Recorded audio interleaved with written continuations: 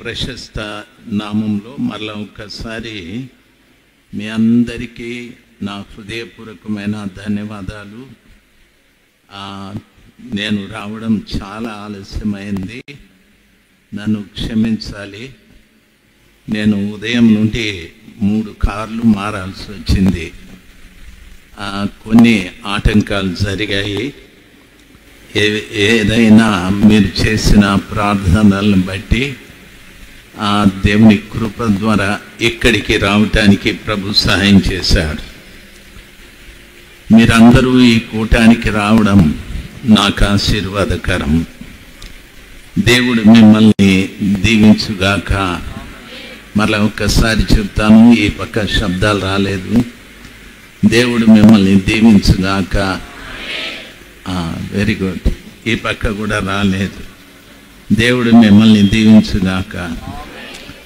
అన్నెవరో చేయి పైకెత్తి నిన్ను దీవిస్తూ ఉన్నాను అంటున్నాడు. ఓకే, పరిశుద్ధ గ్రంథమైన బైబిల్లో ఇర్మియా గ్రంథం 12వ అధ్యాయం 7వ వచనంలో ఉన్న వాక్యాన్ని చదవటానికి దేవుడు కృప దయచేయని. ఇర్మియా గ్రంథము 12వ అధ్యాయం 7వ వచనం. థ్యాంక్ యూ నాయన, అట్లే ఉంచండి, కదపద్దండి. నా మందిరము నేను విడిచి ఉన్నాను, నా స్వాస్థ్యము విసర్జించి ఉన్నాను.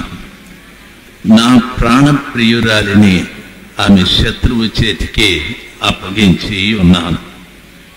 నా స్వాస్థ్యము నాకు అడవిలోని సింహము వంటిదాయను.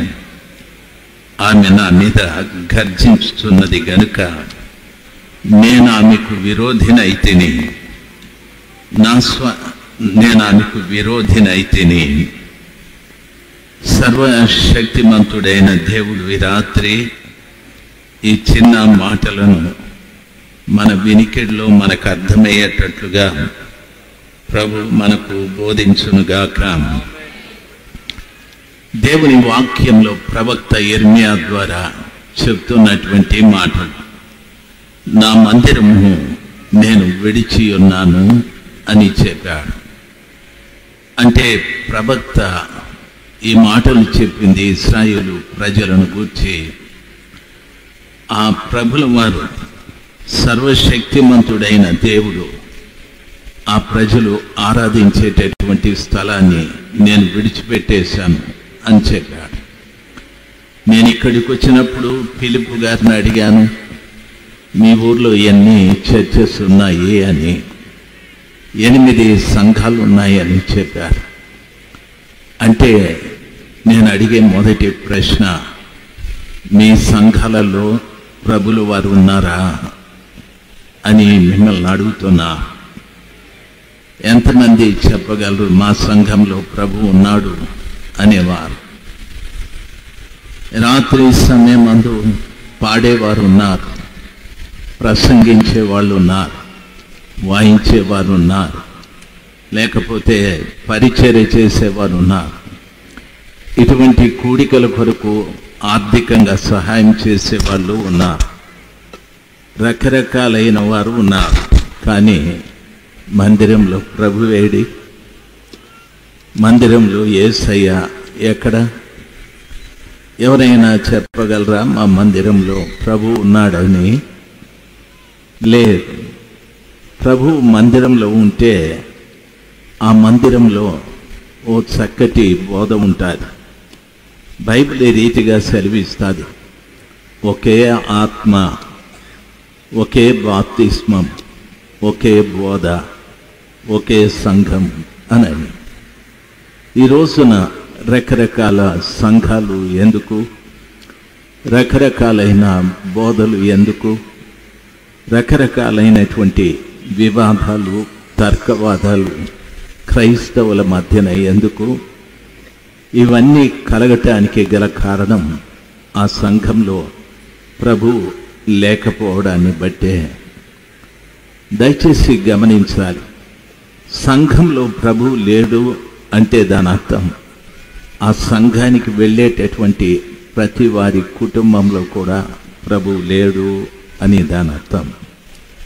ఈ రోజున చాలా కుటుంబాలు చాలా విచ్చలివిడి జీవితాలు జీవిస్తూ ఉన్నారు. చాలామంది యవనస్తులు కట్టుదిట్టం లేకుండా ప్రవర్తిస్తూ ఉన్నారు. చాలా కుటుంబాలలో భర్తలు భార్యల్ని బాగా ఇబ్బంది పెడుతూ ఉన్నారు.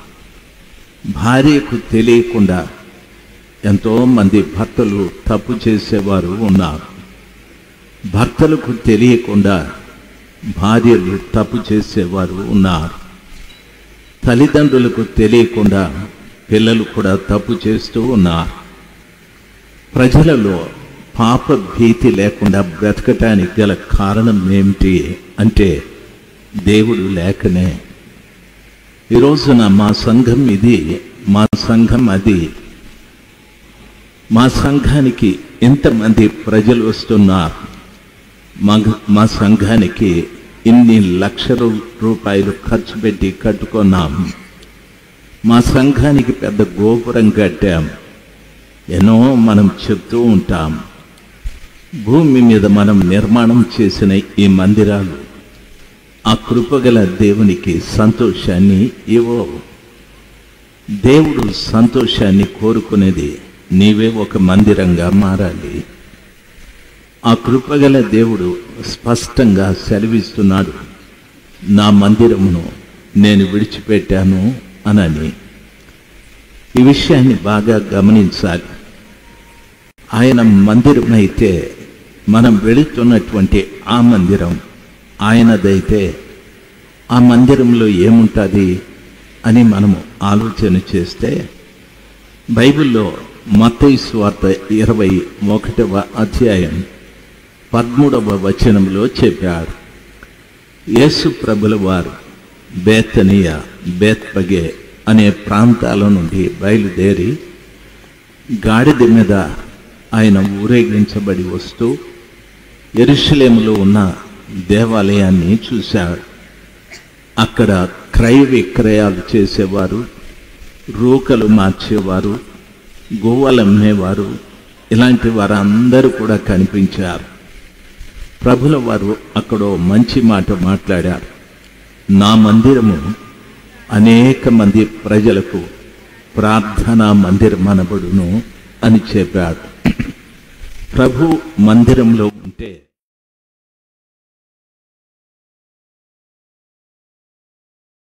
దాని అర్థం మనం మందిరంలోకి వెళ్ళి, ప్రభువా నా కూతురుకి వివాహం కాలేదు, అమ్మాయికో మంచి భర్తనివ్వండి. ప్రభా నా కొడుకు 10th ఎగ్జామ్ రాశాడు, వాడు పాస్ అవ్వాలి. ప్రభా నా కూతురు నీట్ ఎగ్జామ్ రాశాది, అమ్మాయికి సీటు రావాలి. ప్రభా నా అప్పులు ఉంటున్నాయి, అవి తీరాలి. నాకు వివాహం అయ్యాది, చాలా కాలం నుండి సంతానం లేదు అని అవసరాలు చెప్పుకునేది ప్రార్థన కాదు. మందిరానికి వెళ్ళేటటువంటి ప్రతి వారు కూడా దేవునికి ప్రార్థన చేయడం అంటే ప్రభుతో మాట్లాడడం. ప్రభుతో మాట్లాడేటప్పుడు ఆలోచించాలి. ఒక ఇద్దరు వ్యక్తులు స్నేహితులుగా ఉన్నారు, అయితే వారిద్దరి స్నేహము చెడిపోయారు. ఆ ఒక వ్యక్తిని అడుగుతారు, మీరిద్దరూ చాలా స్నేహితులుగా ఉంటారు కదా, ఎందుకు మీరు విడిపోయారని. చాలా బాగానే ఉంటుంది, ఈ మధ్యనే వాడు త్రాగడం నేర్చుకున్నాడు, అందుకని వాని స్నేహం నాకు వద్దనుకున్నాను అని చెప్తాడు. ఆ ఎదుటి వాడిని అడగండి, నీవెందుకు వాని స్నేహాన్ని వదిలిపెట్టావు అంటే వాడు చాలా దౌర్జన్యాలు చేస్తాడు, అనవసరంగా ఇతరుల మీదకి పోట్లాటకు వెళ్తాడు. అది నాకు నచ్చలేదు, అందుకే వాని సహవాసాన్ని విడిచిపెట్టాను అని అంటారు. సర్వశక్తిమంతుడైన దేవునితో మాట్లాడడం అంటే దాని అర్థం అవసరాలు తీర్చుకోవడం కాదు, మన అక్కర్లు అక్కడ చెప్పుకోవడం కాదు. చాలామంది దైవ సేవకులు కూడా మీకు బోధిస్తూ ఒక విషయాన్ని చెప్తాడు, మీ అవసరాలు ఏమైనా ఉంటే ఈ నెంబర్కు ఫోన్ చేయండి. మేము 24 గంటల సేపు మీ కొరకు ప్రార్థిస్తాము అని అంటారు. దయచేసి గమనించాల్సింది, ఆ నెంబర్ మనం తీసుకొని చిన్నదానికి పెద్దదానికి వాళ్ళకు ఫోన్లు చేస్తూ ఉంటాము. మనం ప్రార్థించాం, వాళ్ళకు ఫోన్లు చేసి మా సమస్య ఇది, మా భర్త మారాలి, మా పిల్లలు మారాలి, మా కుటుంబ సమస్యలు తీరాలి, మా అమ్మాయికి పెళ్ళి కావాలి, ప్రార్థించండి ప్రార్థించండి అని అంటూ ఉంటారు. మీరు చెప్పినప్పుడు వారు ప్రార్థిస్తారు, సందేహం లేదు. కానీ ఆ ప్రార్థన ఎంతవరకు ఫలిస్తుందో మీరే ఆలోచించాలి. దేవుని బిడ్డలు బాగా ఆలోచించవలసిన విషయం, ప్రార్థన అనేటటువంటిది ప్రభువుతో మాట్లాడడం. నీకున్నటువంటి సమస్యలు ఏమిటో ప్రభులు వారికి చెప్పుకోవడం కాదు, కానీ నీవు దేవుడు విడిపోయారు. కారణం, నాలో ఉన్నటువంటి పాపాన్ని బట్టి ప్రభు నన్ను విడిచిపెట్టేశాడు. నీలో ఉన్న పాపాన్ని బట్టి ప్రభు నేను విడిచిపెట్టేశాడు. అయితే తిరిగి సంబంధాన్ని కుదుర్చుకోవాలి. ఆ చక్కటి సంబంధాన్ని కుదుర్చుకోవటానికి దేవుడు మనకు చెప్పే మాట, నీ పాపాన్ని విడిచిపెట్టు, అప్పుడు నాతో నీతో నేను కలిసి ఉంటాను. నీ పాపాన్ని విడిచిపెట్టకుండా ఇదిగో నేను ప్రసంగిస్తున్నా, నేను పాడుతున్నా, ఈ కుర్చీల కొరకు డబ్బు నేను ఇస్తున్నా, ఈ స్టేజ్కి డబ్బులు నేను ఇస్తున్నా, లేకపోతే ఇంకొక దానికి పిఏ సిస్టానికి లైటింగ్కి నేను డబ్బులు ఇస్తున్నా. నీ డబ్బుతో ప్రభుకి అవసరం లేదు, నీవు ప్రభుకి చాలా అవసరం. చాలామంది ఈ విషయాన్ని గుర్తెరగలేదు. దేవుని వాక్యం సెలవిస్తాది, దేవుడికి కావాల్సింది నీ సొమ్ము కాదు, దేవుడికి కావాల్సింది ఏడాదికొక్క పర్యాయం గ్రామంలో ఉన్న యవనస్తులందరూ కూడుకొని మనము మన ఊర్లో సభలు పెడదాము అనేది కాదు ప్రభుకు కావాల్సింది. సభలు పెట్టాలి అనే ఉద్దేశం మంచిది, కానీ ఆ యవనస్తులందరూ కూడా దేవునితో మంచి సంబంధాన్ని కలిగి ఉన్నారా అనేది ఆలోచించాలి. కొందరు తిరుగుబోతులుగా ఉంటారు, కొందరు తిట్టుబోతులుగా ఉంటారు, కొందరు త్రాగుబోతులుగా ఉంటారు, కొందరు వ్యభిచారులుగా ఉంటారు, కొందరు మోసాలు చేసేవారు, అన్యాయాలు చేసేవారు, అక్రమాలు చేసేవారు ఉంటారు. అలాగ మీరుండి ఈ సభలు ఏర్పాటు చేస్తే ఏమైనా ప్రయోజనమా? ఎవరికి ప్రయోజనం? కూడికలు పెడుతున్న నీకు కానీ, ఈ కూడికలకు వచ్చిన వారికి కానీ ఏమాత్రము ప్రయోజనం ఉండదు. మీరు ఎన్ని సంవత్సరాల నుండి ఈ కూడికలు మీరు పెడుతూ ఉన్నారో దయచేసి గమనించాలి. ఈ కూడికల ద్వారా ఎంతమంది దేవునితో చక్కటి సంబంధాన్ని కలిగి ఉన్నారు ధైర్యంగా మీరు చెప్పగలరా? డబ్బు ఖర్చు అవుతూ ఉంది, సమయం ఖర్చు అవుతూ ఉంది. ఎవరినో నాలాంటి వాళ్ళని పిలుస్తారు, ఎవరినో పాడే వాళ్ళని పిలుస్తారు. అంత ఖర్చుతో కూడిన పనులే, కానీ ప్రభు ఆశించింది మాత్రం మన మధ్యన జరగలేదు. ఇక్కడే కాదు, ప్రపంచమంతా ఈ రీతిగానే ఉంది. దేవుని వాక్యం స్పష్టంగా సెలవిస్తాడు.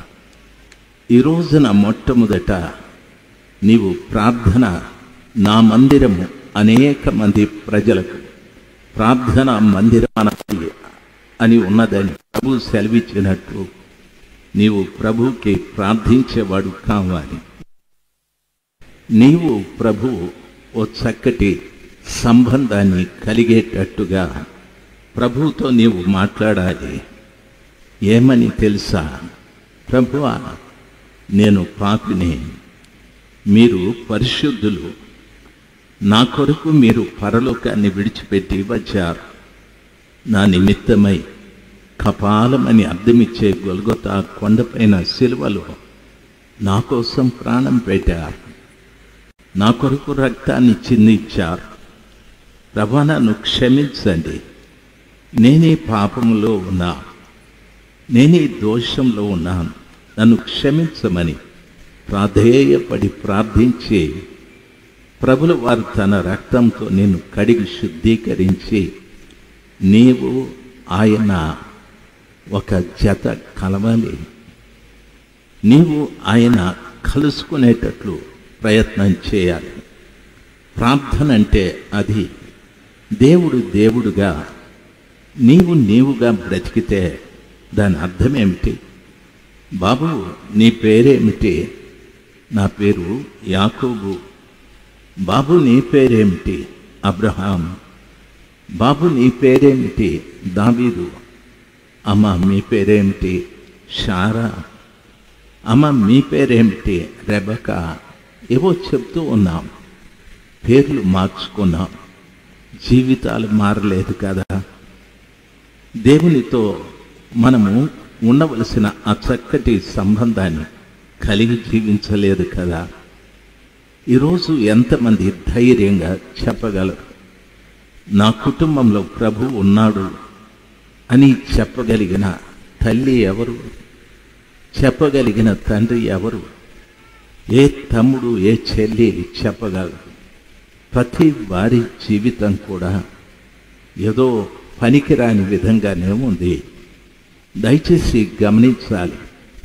రాత్రి సమయం అంది స్థలంలో కూర్చున్న ప్రతి బిడ్డతో ప్రభు అంటున్నాడు, నేను నా మందిరాన్ని విడిచిపెట్టేశాను అని అంటున్న ప్రభుతో నీవు అడగాలి, నీ మందిరాన్ని మీరు విడిచిపెట్టడానికి గల కారణం నేనే ప్రభువా? కారణం నాలో ఉన్న పాపమే. దయచేసి ఆ పాపాన్ని నేను విడిచిపెడతాను, తిరిగి మా మందిరంలోకి రండి అని ఆహ్వానించే బిడ్డలుగా మీరు మారాలి. దయచేసి గమనించాలి. నన్ను మీరు పిలవచ్చు, ఇంకొకరిని మీరు పిలవచ్చు, ఇంకొకరిని మీరు పిలవచ్చు. ప్రభువుని ఎప్పుడు పిలుస్తారు? దయచేసి ఆలోచించాలి. ప్రభువుని ఎప్పుడు పిలుస్తారు? ప్రభుల వారు ఎప్పుడు మీ దగ్గరికి రావాలి? రెండవది ప్రార్థన అంటే ప్రార్థించే వానిలో ఉన్న అపరిశుద్ధతని ప్రార్థన వినే దేవునికి ఇవ్వాలి. ప్రార్థన వినే దేవునిలో ఉన్న పరిశుద్ధత ప్రార్థన చేసే వ్యక్తిలోకి రావాలి. ప్రార్థన అనగా నీలో ఉన్న అపరిశుద్ధతని ప్రభుల వారికి ఇచ్చి ప్రభులో ఉన్న పరిశుద్ధతని నీవు తీసుకోవడమే ప్రార్థన. ఇటువంటి ప్రార్థన ఏ రోజైనా ఎవరైనా చేశారా? ధైర్యంగా మీరు చెప్పగలరా? నా అపరిశుద్ధతని ప్రభువుకి చేశాను, ప్రభువులో ఉన్న పరిశుద్ధతని నేను తీసుకున్నాను అని చెప్పగలిగిన తమ్ముళ్ళు ఎవరు? ఏ చెల్లి చెప్పగలరు? ఏ తండ్రి చెప్పగలరు? ఉదయం లేస్తూనే మన నోటి నుండి ఎన్నో పనికిరాని భాష, బూతులు, మనం చేసే పనికిరాని కార్యాలు, అలవాట్లు లెక్కలేనన్ని. ఒక్క ఆదివారం మాత్రం ఆ మందిరంలోనికి వెళ్ళి ఏదో మనకు తెలిసిన పాటలు పాడి అక్కడ నిలబడి దైవజనుడు చెప్పే 4 మాటలు విని ఆమెన్ అని ఇంటికి వస్తే సరిపోదు తమ్ముడు, సరిపోదు చెల్లి. నా ప్రియమైనటువంటి దైవ జనాంగమా, ఈ రాత్రి సమయమందు ప్రత్యేకంగా మీరు ఆలోచించవలసిన విషయం, నా మందిరమును నేను విడిచి ఉన్నాను అని ప్రభు చెప్పిన ఆ మాట, నువ్వు వెళ్ళేటటువంటి ఆ మందిరంలో అందరూ ఉన్నారు, అన్నీ ఉన్నాయి, యేసు లేడు, యేసయ్య లేడు. యేసయ్య లేకపోతే ఆ మందిరం పరిస్థితి ఏమిటి అనే ఆలోచన మీకు రావాలి. మార్తా మరియలు వారి సోదరుడైన లాజరు చనిపోయాడు. 4 రోజుల తర్వాత ప్రభువు వచ్చారు. మార్తా మరియలు ఆయన ఎదుర్కొనబోయి వాళ్ళు ఏడుస్తూ చెప్తున్నారు. ఏమంటున్నారు తెలుసా? ప్రభువా, నీవిక్కడుంటే నా సోదరుడు చనిపోయిండేవాడు కాదు అని చెప్పారు. ప్రభు ఉన్న స్థలంలో మరణానికి చోటు ఉండదు. అంటే దాని అర్థం మేము చనిపోయామా అంటే వాస్తవంగా ఆధ్యాత్మికంగా చనిపోయాం, శారీరకంగా బ్రతుకున్నాం. మార్తా మరియలు అంటున్నారు, మీరిక్కడుంటే మా సోదరుడు చనిపోయిండేవాడు కాదని. ప్రియులారా, ఆలోచించవలసిన విషయం, సర్వశక్తిమంతుడైన దేవుడు మనల్ని ప్రేమించి ఈ రాత్రి ప్రత్యేకంగా ప్రతి వారితో కూడా మాట్లాడుతూ ఉన్నాడు. నా ఆలోచన అది. ఆ మహిమగల దేవుని యొక్క మాటలు వింటున్న మీరు ఆలోచించవలసిన విషయం. ఆయన అంటున్నాడు, నా మందిరమును నేను విడిచి ఉన్నాను, నా స్వాస్థ్యమును విసర్జించి ఉన్నాను అని చెప్పాడు. అనగా ప్రభుని నమ్ముకున్న ప్రతి బిడ్డని ప్రభు ఏమంటాడంటే నా స్వాస్థ్యం అనగా నా సొంత ఆస్తి మీరు అని చెప్పారు. యేసు ప్రభులు వారి సొంత ఆస్తి మనమంతా కూడా. ఎందుకు అంటే అపోస్తుల కార్యం 20వ అధ్యాయం 28వ వచనంలో ఈ రీతిగా రాయబడి ఉంది, క్రీస్తు తన స్వరక్తమిచ్చి సంపాదించుకున్న సంఘమునకు పరిశుద్ధాత్మ మిమ్ములను అధ్యక్షునుగా నియమించి అని వాక్యం సెలవిస్తారు. అమ్మా వినాలి, యేసు ప్రభుల వారు తన స్వరక్తమిచ్చి మనల్ని సంపాదించుకున్నాడు. అంటే దాని అర్థం ఎలాగా సంపాదించుకున్నాడు అనగా, నేను క్రీస్తుని ఎరగక మునుపు పాపం చేస్తూ ఉన్నాను. నేను పాపం చేసేటప్పుడు సాతానుడితో కలిసి జీవించేవాణ్ణి. అయితే ప్రభులవారు ఇక్కడున్న ప్రతి వారి పట్ల ఒక సంకల్పాన్ని కలిగి ప్రభుల వారు సాతానుని అడిగాడు, సాతానా, ఈ రాజశేఖర్ నాకు కావాలి, ఇవ్వమని అడిగాడు. సాతాను అంటున్నాడు, లేదు లేదు, వాడు నా కొరకు బాగా ఉపయోగపడుతున్నాడు, నేనివ్వనని సాతానుడు చెప్పాడు. ప్రభు పదే పదే ఈ రాజశేఖర్ కావాలి, ఈ జోసఫ్ కావాలి, ఈ ఫిలిప్ కావాలి, ఈ మత్తయి కావాలి, ఇవ్వు అని అడిగితే సాతానుడు అన్నాడు, నాకేమిస్తారు వర్ణిస్తే అని అడిగాడు. ప్రభు అన్నాడు, నీ ఇష్టం, నీవేం అడిగితే అది నేను మీకు ఇస్తానని చెప్పాడు. సాతానుడు అడిగింది ఏమిటంటే, ఈ వ్యక్తుల్ని నీకు ఇవ్వటానికి నాకు నీ ప్రాణం కావాలి అని అడిగాడు. నీ ప్రాణం కావాలి అని దాని అర్థం యేసు ప్రభుల వారు సిలువలో తన ప్రాణాన్ని పెట్టి ప్రభుల వారు తన రక్తముతో ఇక్కడున్న ప్రతి బిడ్డని కొన్నాడు ఆయన. మీరు కొనబడిన వారు నన్ను గమనించాలి. ఎవరైతే ఒక ఇంటిని కొంటారో, ఒక పొలాన్ని కొంటారో, ఆ పొలము కానీ ఇల్లు కానీ వారి స్వాస్థ్యమై ఉంటారు, వారి సొంత ఆస్తి అయి ఉంటారు. యేసు ప్రభుల వారు కూడా నిన్ను తన రక్తంతో కొన్నాడు. నా మాటలు మీకు అర్థమవుతుంటే ఓసారి గట్టిగా హల్లెలూయా చెప్దాం, గట్టిగా చెప్దాం. యేసు ప్రభుల వారు తన సొంత రక్తంతో నిన్ను కొన్నాడు కాబట్టి నీవు ఆయన స్వాస్థ్యం. అయితే ఆయన స్వాస్థ్యమే కానీ ఆయనకేమాత్రము ఉపయోగపడలేదు, ఏమాత్రము నీవు ఆయనకు ప్రయోజనంగా కనిపించలేదు. అందుకని ఆయన అంటున్నాడు, నా స్వాస్థ్యమును నేను విసర్జించి ఉన్నాను అని అన్నాడు. విసర్జించడం అంటే అర్థం ఏమిటో తెలుసా? మీరు ఒక కమలా పండు కొన్నారు. కొన్న తర్వాత దాని మీద ఉన్న తొక్కంతా కూడా ఒలిచి విసిరి అక్కడ పారేసి లోపల ఉన్నటువంటి తొనలు మాత్రం మీరు తింటారు. మరి ఆ తొక్కకు డబ్బులు పెట్టలేదా? పెట్టారు, కానీ అది ఉపయోగం లేదు. నీవు డబ్బు పెట్టింది లోపలున్న ఆ పండుకే కాదు, బయట ఉన్న తొక్కకు కూడా. అయితే దాన్ని విసర్జించావు, అది ఉపయోగం లేదని. అదే రీతిగా ప్రభు తన రక్తంతో కొని ఆయన స్వాస్థ్యముగా నిన్ను పెట్టుకున్నాడు, కానీ నీవు ఏమాత్రం ఆయనకు ఉపయోగపడలేదు. నువ్వు ఒక ఇంటిని కొన్నావు, అది నీకు ఉపయోగపడుతూ ఉంది. ఒక పొలాన్ని కొన్నావు, నీకు ఫలసాయం ఇస్తూ ఉంది. ఓ కారు కొన్నావు, ఉపయోగపడుతూ ఉంది. ఆఖరికి ఒక పెన్ను కొన్నావు, అది కూడా ఉపయోగపడుతుంది. యేసు ప్రభుల వారు తన ప్రాణం పెట్టి నిన్ను కొన్నాడు. నీవేమైనా ప్రభుల వారికి ఉపయోగపడుతున్నావా? ఆలోచన చేయి.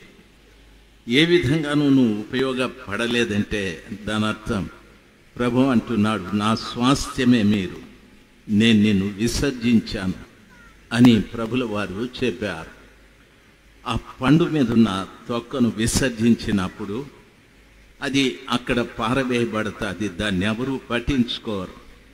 నిన్ను కూడా ఎవరూ పట్టించుకోవడం లేదు. దయచేసి గమనించాలి. ఎన్నో పర్యాలు నీ గురించి నీవు ఈ రీతిగా అనుకున్నారు, నేనెందుకు బ్రతకాలి, నేనెందుకు జీవించాలి, నాకే ఎందుకు ఈ కష్టాలు, నాకే ఎందుకు ఈ నష్టాలు, నాకే ఎందుకు ఇటువంటి భర్త దొరికాడు, నాకే ఎందుకు ఇటువంటి భార్య దొరికాడు, నా కడుపున ఎందుకు ఈ చెడు పిల్లలు పుట్టారు అని నిష్ఠూరమైన మాటలు మాట్లాడుతూ నిన్ను నీవే శపించుకుంటూ నేను చనిపోతే బాగుండు అనుకుంటూ జీవించావు. ఇక్కడున్న ప్రతి వారు కూడా నా అంచనా ప్రకారంగా ఇలాగే చాలా పర్యాలు అనుకుంటూ ఉంటారు. ఎందుకు ఆ నిష్ఠూరమైన మాటలు, ఎందుకు ఆ కష్టంగా బ్రతకడం అనేది అంటే, తమ్ముడు ప్రభు నిన్ను విసర్జించాడు కాబట్టి, ప్రభువు నిన్ను విసర్జించాడు. నీవు ఆయన స్వాస్థ్యమైతే, నీళ్ళు నీకు స్వాస్థ్యం కాబట్టి అది ఉపయోగపడుతూ ఉంది. నీ కారు నీకు స్వాస్థ్యం కాబట్టి అది ఉపయోగపడుతూ ఉంది.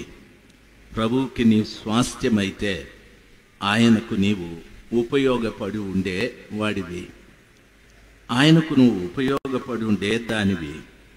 దయచేసి గమనించాలి. నేను ప్రభుల వారికి ఉపయోగపడుతున్నాను అనడంలో ఏ రీతిగా నేను ఆయన కొరకు ఉపయోగపడుతున్నాను అని ఆలోచిస్తే, నీ ద్వారా ఇప్పటికే ఎన్నో ఆత్మలు ప్రభు దగ్గరికి నడిపించబడి ఉండాలి. నీ ద్వారా ఇప్పటికే ఎన్నో ఆత్మలు ప్రభు దగ్గరికి నడిపించబడి ఉండాలి. ఒక తల్లి అంటుంది, నేను ప్రభుని నమ్మి 10 సంవత్సరాలయ్యారు, నా భర్త ఇంకా మారలేదని. ఒక చెల్లి అంటుంది, మా అత్తగారు ఇంకా మారలేదని. ఓ తమ్ముడు అంటున్నారు, మా భార్య కూడా మారలేదని. ఎందుకు అవి జరుగుతున్నాయి? దేవుడు నిన్ను విసర్జించాడు. నువ్వు విసర్జించబడిన వ్యక్తివి కాబట్టి నీ ద్వారా ప్రభుల వారికి ఏమీ ఉపయోగం లేదు. నన్ను బాగా గమనించవలసిన విషయం, సర్వశక్తిమంతుడైన దేవుడు ప్రేమించి రాత్రి సమయమందు ప్రతి వారి విషయాన్ని నెమ్మదిగా మీకు అర్థమయ్యేటట్లు చెప్తూ ఉన్నాడు. నన్ను ఆలోచించాలి. నీవు ప్రభు కొరకు ఉపయోగపడుతున్న వ్యక్తివా, లేక ప్రభు నిన్ను విసర్జించాడా? చాలామంది చెప్తారు, నేను కొన్ని సంవత్సరాల నుండి నా భర్త కొరకు ప్రార్థిస్తున్నాను, ఆయనలో మార్పు కనిపించలేదని. ఎందుకో తెలుసా? విసర్జించబడ్డావు నీవు. నీ ప్రార్థన ప్రభుల వారు అంగీకరించలేరు. కొన్ని సంవత్సరాల నుండి నీ కడుపున పుట్టిన పిల్లల కొరకు ప్రార్థిస్తూ ఉన్నావు. వాడు త్రాగుబోతో, తిరుగుబోతో, దౌర్జన్యం చేసేవాడు. ప్రభా, వీన్ని మార్చండి మార్చండి అని కన్నీరు విడిచి ప్రార్థన చేస్తూ ఉన్నావు. కానీ వాడు ఏమాత్రము మారలేదు. నీ ప్రార్థన ఎందుకు వినలేదు అంటే విసర్జించబడిన వ్యక్తివి. నా మాటలు అర్థమవుతుంటే ఒకసారి హల్లెలూయా చెప్దాం. మాట్లాడద్దండి మా, వినండి. దేవుని పిల్లలుగా మీకు నా మనవి, ఈరోజైనా ఈ స్థితి మీకు తెలిసినప్పుడు, అయ్యో నేను విసర్జించబడిన వాడను, విసర్జించబడిన దానను, అందుకే నా ప్రార్థన ప్రభు వినడం లేదు, నేను ఈ రోజున మారాలి, ఆ సర్వశక్తిమంతుడైన దేవునికి తగినట్టుగా నేను జీవించాలి, నా ప్రార్థన ఆయన వినాలి, నా ప్రార్థనకు ఆయన ప్రత్యుత్తరం ఇవ్వాలి అనే ఆశ మనలో కలగాలి. ప్రభు ఏమంటున్నాడు తెలుసా? నాకు మొరపెట్టుము, నీకు ఉత్తరం ఇచ్చేదను అని చెప్పాడు. నాకు మొరపెట్టు, 6 మాసాల తరువాత నీకు ఉత్తరం ఇస్తానని ప్రభులు వారు చెప్పలేదు. నాకు మొరపెట్టు, నేను నీకు ఉత్తరం ఇస్తాను అని చెప్పాడు. తరువాత ప్రభులు వారు ఏమన్నారు తెలుసా? నన్ను అడిగే ప్రతి వాటిని పొంది ఉన్నాము అని నమ్ముడి, అవి మీకు దయచేయబడతాయి అని చెప్పాడు. ఎన్నో మనం అడుగుతూ ఉన్నాం, నన్ను గమనించాలి. అయితే పొంది ఉన్నాము అనే నమ్మకం మనలో కలగడం లేదు. కారణం ఏమిటో తెలుసా? విసర్జించబడిన వ్యక్తులం కాబట్టి. అయ్యలారా, మీ గ్రామానికి వచ్చి ఈ మాటలు చెప్పటానికి గల కారణం ఏమిటో తెలుసా? మీ పట్ల దేవుడు ఒక మంచి ఉద్దేశాన్ని కలిగి ఉన్నాడు. కనీసం ఈరోజైనా మీరు మారాలని, కనీసం ఈరోజైనా ప్రభుతో ఒక చక్కటి సంబంధాన్ని కలిగి ఉండాలని. తరాలుగా తరాలుగా మా తాతల కాలంలో మేము క్రైస్తవులు, మా తండ్రి కాలంలో క్రైస్తవులు, మేము క్రైస్తవులమే, మా పిల్లలు క్రైస్తవులమని చెప్పుకోవటానికే ప్రయోజనం. కానీ ప్రభు దగ్గర నుండి మనకి ఏ విధమైనటువంటి మేలు కలగడం లేదు. ఆయన అంటున్నాడు, నా స్వాస్థ్యమును నేను విసర్జించి ఉన్నానని. 3వ మాట చెప్తున్నాడు, నా ప్రాణ ప్రియురాలిని ఆమె శత్రువు చేతికి అప్పగించి ఉన్నాను అని చెప్పాడు. సంఘాన్ని చూసి ప్రభు చెప్తున్న మాట ఏమిటంటే, నా ప్రాణ ప్రియురాలు అని అన్నాడు. అనగా సంఘము యేసు ప్రభుల వారి పెళ్లి భార్య, యేసు ప్రభుల వారు పెళ్లి కుమార్తె. ఆయన ఆ సంఘాన్ని చూసి, ఈమె నా ప్రాణ ప్రియురాలు, అనగా ప్రాణం పెట్టి కొనుక్కున్నా, ఈమె నాకు ప్రియమైన ఆలు అని చెప్పాడు. సంఘమా, రాత్రి సమయమందు ప్రభు చెబుతున్న మాట, నా ప్రాణ ప్రియురాలిని ఆమె శత్రువు చేతికి అప్పగించి ఉన్నాను అని చెప్పాడు. ఎవరు ఆ ప్రాణ ప్రియురాలికి శత్రువు అని అడిగితే దేవుడు కాదు సుమా, దేవుడు కాదు. మీ సంఘంలో ఉన్న విశ్వాసులు కాదు, మీ సంఘంలో ఉన్న కాపరి కాదు. దయచేసి గమనించాలి. ఈ మధ్యన యూట్యూబ్లో ఒక విషయాన్ని చూశాను. ఓ పాస్టర్ గారు మంచిగా బోధ చేస్తూ ఉంటే ఉన్నటువంటి సంఘంలో కొంతమంది లేచారు. స్త్రీలు పురుషులు లేచి ముందుకొచ్చి ఆయనతో వాదన చేస్తూ ఉన్నారు. ఆయన కూడా మాట్లాడుతూ ఉన్నారు. ఉన్నట్టుండి ఒక యవనస్తుడు ఒక మంచి మైక్ తీసుకొని పాస్టర్ గారి బుర్ర బద్దలు కొట్టేశాడు. ఆయన బుర్రంతా పగిలి రక్తం కారుతూ ఉంది. దయచేసి గమనించాలి. అందులో ఒక తల్లి ఎక్కడికో పరిగెత్తుకొని వెళ్ళి కొంత పసుపు కాపీ పొడి పెట్టి ఆ తల మీద పెట్టారు. చూడండి, సంఘంలో ఇటువంటి దౌర్జన్య కార్యాలు జరగచ్చా? ఇటువంటి పనికిరాని కార్యాలు జరగచ్చా? దేవుడు ఉంటే ఈ కార్యాలు జరుగుతాయా? ఎందుకు ఇవి జరుగుతూ ఉన్నాయి? ఇంకా ఒక విషయాన్ని చెప్తాను, నన్ను బాగా గమనించాలి. ఓ సంఘము, ఆ సంఘంలో కొంతమంది పెద్దలు ఉన్నారు. వారు ఏం చేశారంటే, మేము సంఘ పెద్దలని చెప్పి సంఘంలో వారు వీరు ఇచ్చిన సొమ్మంతా కూడా పోగు చేసి మొత్తం తినేశారు. ఒకరోజు నా సంఘం అంతా కూడుకొని మేము ఇచ్చిన సొమ్మంతా ఎక్కడ అని అడిగితే వాళ్ళు అంటున్నారు, మేము ఈ సంఘం కొరకు పని చేశాం, ఖర్చు అయిపోయింది, ఎవరికి చెప్తారో చెప్పుకోండి అని అన్నారు. దేవుని పిల్లలు గమనించాల్సింది, ఎంత దౌర్జన్యం! సంఘాలలో దేవుని సొమ్ము తినేసేవారు, సంఘాలలో పాస్టర్ గారిని కొట్టేవారు, ఈ సంఘము ఆ సంఘము పోట్లాడుకునేవారు లెక్కలేనంత మంది ఉన్నారు. ఎందుకు ఇవన్నీ జరుగుతున్నాయి అంటే, ప్రభు చెప్తున్నాడు, అది నా ప్రాణప్రియురాలే, నేను ప్రాణం పెట్టి ఆమెను నా ప్రియురాలుగా చేసుకున్నాను, కానీ ఆమె నేను విడిచిపెట్టేశాను, ఆమెను నేను విసర్జించేశాను. కాబట్టి నేను ఇప్పుడు ఆమె శత్రువుకి అప్పగించాను అని చెప్పాడు. సంఘానికి శత్రువు ఎవరో తెలుసా? సంఘానికి శత్రువు సాతానుడు తల్లి. సంఘానికి శత్రువు సాతానుడు. ఈ రోజున సంఘంలో శత్రువు ఎక్కువ పనిచేస్తూ ఉన్నాడు. నేను తిరిగి నా మొదటి మాటలు చెప్తాను. ఎవరు సంఘంలో దైవ సేవకునికి లోబడేవారు ఉన్నారు? ఎవరు సంఘంలో దేవుని వాక్యం విని వాక్య ప్రకారంగా జీవించేవారు ఉన్నారు?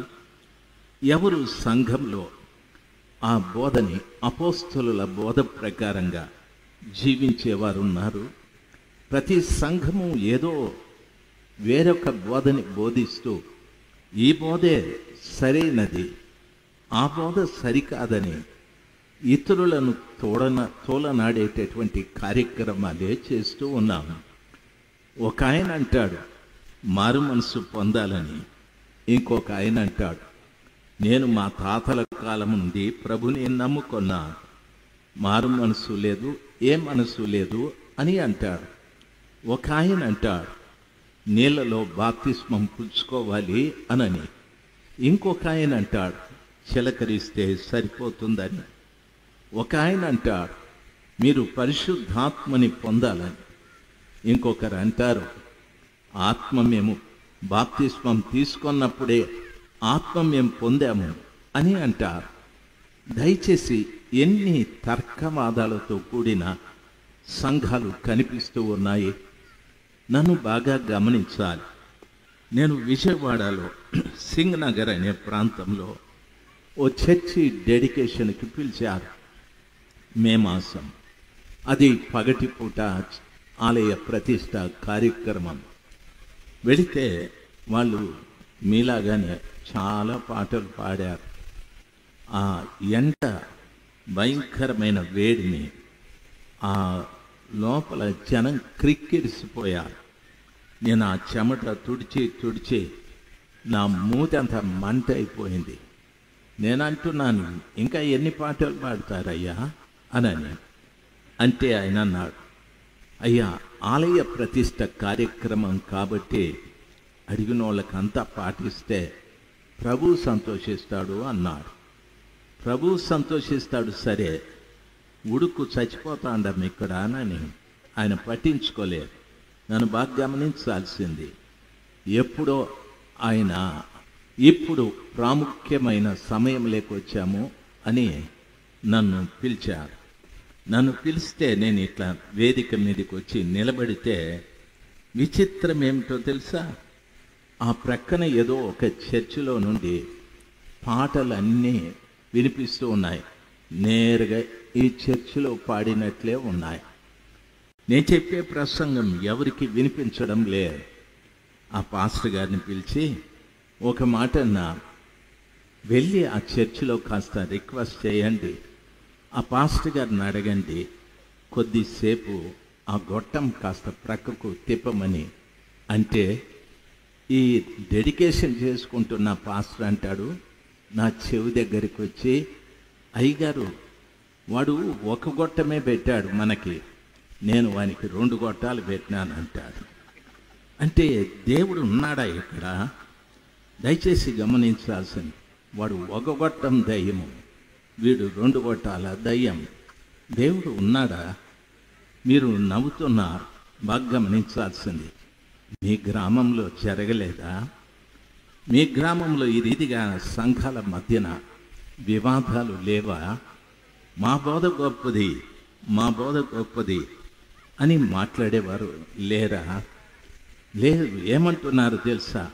మా సంఘానికి రండి, మా సంఘక్రమం చూడండి, మేమెంత భక్తిగా ఉంటాము అని మాట్లాడేవారు లేరా? ఏ సంఘానికి వెళ్ళేవారు ఆ సంఘానికి వెళ్ళని అనుకునే తత్వం లేదు ఈ రోజున. ఎందుకు ఇవన్నీ జరుగుతున్నాయి అంటే, ప్రభువే స్పష్టంగా చెప్పాడు, సంఘము నా ప్రియురాలే, అయితే నా ప్రాణప్రియురాలే, అయితే ఆమె శత్రువు చేతికి అప్పగించాను. ఆమె శత్రువు ఎవరంటే సాతానుడు. సాతానుడికి చాలా పేర్లు ఉన్నాయి. వానికి దుష్టుడు అనే పేరుంది, దొంగ అనే పేరుంది, అపవాది అనే పేరు ఉంది. చూడండి, పేతురు పత్రికలో చెప్తాడు, ఏమంటున్నాడంటే, మీ విరోధి అయిన అపవాది గర్జించు సింహము వలె ఎవనిని మృంగుదునా అని తిరుగుచున్నాడని చెప్తాడు. ఆ మొదటి పేతురు పత్రిక 5వ అధ్యాయంలో చెప్తాడు, నిబ్బరమైన బుద్ధి కలవారై మెలకువగా ఉండండి, మీ విరోధైన అపవాది గర్జించు సింహము వలె ఎవనిని మృంగుదునా అని తిరుగుచున్నాడని. మన విరోధి పేరు అపవాది. ఆ అపవాదిని గురించి పేతురు చెప్తాడు, మీరు నిబ్బరమైన బుద్ధి కలిగి మెలకువగా ఉండాలి. మీ విరోధైన అపవాది గర్జించు సింహములాగా ఎవరిని మృంగుదునా అని తిరుగుచున్నాడని. దయచేసి గమనించాలి, ఈ రోజున చాలామంది బిడ్డలు మందిరాలకు వస్తూ ఉంటారు. చాలామంది బిడ్డలు మందిరానికి వస్తారు, ముందు కూర్చుంటారు, పాడుతారు, ఏవో పరిచర్యలు చేస్తూ ఉంటారు. అయితే దైవ సేవకుడు చెప్పేటటువంటి మాటలు వారికి అర్థం కావు. ఎందుకో తెలుసా? దైవ సేవకుడు చెప్పే వాక్యం వారికి అర్థమైతే ఆ రీతిగా వాళ్ళు ప్రవర్తిస్తారు. అమ్మ చదువుకునే బిడ్డతో అంటుంది, అమ్మ 5ంటికే లేచి చదువు అమ్మా, ఫ్రెష్గా ఉంటుంది, 5కి లేచి ముఖం కడుక్కొని చదువు బిడ్డ అని చెప్తారు. పాప 5ంటికే లేచి చదువుకుంటారు. బాబుకు కూడా అమ్మ చెప్తారు, నువ్వు కూడా 5ంటికి లేవరా చదువుకోనని. అమ్మ చెప్పిన మాట వింటే బిడ్డలు నిజంగా బాగుపడతారు. ఆ బిడ్డలు కొడుకు అంటాడు, 5ంటికే లేవాలనా, నేను ఎప్పుడు లేచినా బాగా చదువుకుంటాను అని అంటాడు. అమ్మ ఒక పర్యాయం 2 పర్యాలు చెప్పి మానేస్తారు. పరీక్షలు వచ్చాయి. పరీక్షలు రాసిన తర్వాత వానికి మార్కులు కూడా ఇచ్చారు. ఇస్తే వానికి అన్నీ సింగిల్ మార్కులే, 5, 6, 3. పాపకు అన్నీ కూడా మంచి మార్కులు. అమ్మ అంటుంది, నీకు అన్నం కూడా పెట్టకూడదురా, చెప్పిన మాట వినలేదు నువ్వు అని అంటారు. అవునంటారా కాదంటారా? అవునా కాదా? అవునా కాదా? ఏం మాట్లాడితే మీకు కూడా అన్ని సింగిల్ మార్కులు వచ్చినట్టు ఉన్నాయి. అవునా కాదా? సింగిల్ మార్కులు వచ్చిన వాళ్ళు చేయి పైకి ఎత్తండి. అది కూడా రాలేదా? చాలా ఘోరమే. మీరు డబుల్ మార్కులు వచ్చిన వాళ్ళు చేయి పైకెత్తండి. అవి కూడా లేదా? మరి ఏం మార్కులు వచ్చినట్టు? అసలు పరీక్షలే రాయలేదా? లేక నేను చెప్పేది అర్థం కాలేదా? ఎంతమందికి అర్థమవుతా ఉంది? అర్థమైన వాళ్ళందరూ గట్టిగా హల్లెలూయా చెప్పండి. Very good. మీరు బాగా అర్థం చేసుకుంటున్నారు. నా ప్రయాస వ్యర్థం కాలేదు. దయచేసి గమనించాలి. పాప అమ్మ మాటలు వినింది, ఆ ప్రకారంగా చదువుకొనింది. బాబు అమ్మ మాటలు విన్నాడు, కానీ వాడు ఆ ప్రకారంగా జీవించలేదు. బైబిల్ ఏమంటాదో తెలుసా? నిబ్బరమైన బుద్ధి కలవారై మెలకువగా ఉండండి. మీ విరోధైన అపవాది గర్జించు సింహము వలె ఎవనిని మృంగుదునా అని తిరుగుచున్నాడు అనుంది. సార్, మీ ఊర్లో ఎన్ని చర్చిలు ఉన్నాయో అన్ని చర్చిల్లో అపవాది తిరుగుతూ ఉన్నాడు. ఎందుకో తెలుసా? మింగేయటానికి. ఎవరికి నిబ్బరమైన బుద్ధి లేదో, ఎవరికి మెలకువ లేదో వారందరినీ మింగేస్తారు. దైవ సేవకుడు ఆదివారం కన్నీళ్లతో వాక్యం చెప్తాడు, ఉపవాసం ఉండి వాక్యం చెప్తాడు, గట్టిగా చెప్తాడు, నెమ్మదిగా చెప్తాడు. ఎన్ని రకాలుగా చెప్పినా నీకు అర్థం కాలేదు. ఎందుకో తెలుసా? నన్ను బాగా గమనించాలి. ఎందుకు అర్థం కాలేదో తెలుసా? మీ విరోధైన అపవాది మిమ్మల్ని మింగేశాడు. కాబట్టి ఒక తల్లి గర్భంతో ఉంది. అమ్మకు 9 మాసాలు వచ్చాయి. డాక్టర్ గారు చెప్పారు, ఇంకొక వారానికి ఈ బిడ్డ ప్రసవిస్తుంది. ఆ బిడ్డ గర్భంలో ఫలానా శిశువు ఉంది అని కూడా చెప్తారు. ఆ తల్లి దగ్గరికి వెళ్ళి ఆ తండ్రి, ఆమె భర్త వెళ్ళి గర్భంలో ఉన్న బిడ్డతో, ఎరా నీ పేరేం పెట్టాలి అని అడిగితే, గర్భంలో ఉన్న శిశువు, డాడీ, నాయనా నా పేరు ఈరప్ప అని పెట్టమని చెప్తాడా అమ్మా? అమ్మగారు నిద్ర వచ్చేసింది పాపం. ఈరప్ప పెట్టు అంటాడా? వాడు ఆడనే చచ్చిపోతాడు వాళ్ళ ఆయన. ఎందుకంటే గర్భంలో ఉండే బిడ్డ మాట్లాడుతూ ఉంది, నా భార్య గర్భంలో ఉండేది బిడ్డ కాదు, అది దయ్యము అని అంటాడు. ఎవరైనా గర్భంలో ఉండే బిడ్డతో మాట్లాడతారా? గర్భంలో ఉండే బిడ్డ అర్థం చేసుకుంటాదా? ఈరోజు సంఘాలకు వెళుతూ ఉన్నాం. ఈ మందిరం, ఆ మందిరం. ఈరోజు ఏదో ఉజ్జీవ కూడికో, ఆత్మ సంపూర్ణ సందేశ కూడికలు. దయచేసి గమనించాలి. ఆత్మ సంపూర్ణ సందేశ కూడికలు. నేనెప్పుడు ఇది వినలే, చదవలే, విచిత్రంగా రాసిపెట్టినారు. ఎవరికి ఆత్మ పూర్ణత ఉంది, ఎవరు ఆత్మ పూర్ణులుగా మారారు, దయచేసి గమనించాలి. నాకు తెలిసింది ఊళ్ళో తమ్ముడు ఫిలిప్, ఆయన అడగాల, అడ్రస్ లేడే. నేను అప్పటి నుండి ఇటు అటు తిరుగుతూ ఉన్నా. వెళ్ళిపోయేవాడు పడుకునేసి ఉంటాడు. ఎందుకంటే నువ్వు లేటుకు వచ్చినావు కాబట్టి నేను ఎందుకు మేలుకోవాలయ్యా? వెళ్ళి పడుకో ఉంటాడు. నాయనా పిలుపు, మూడవసారి నాయనా పిలుపు, లేదు అడ్రస్.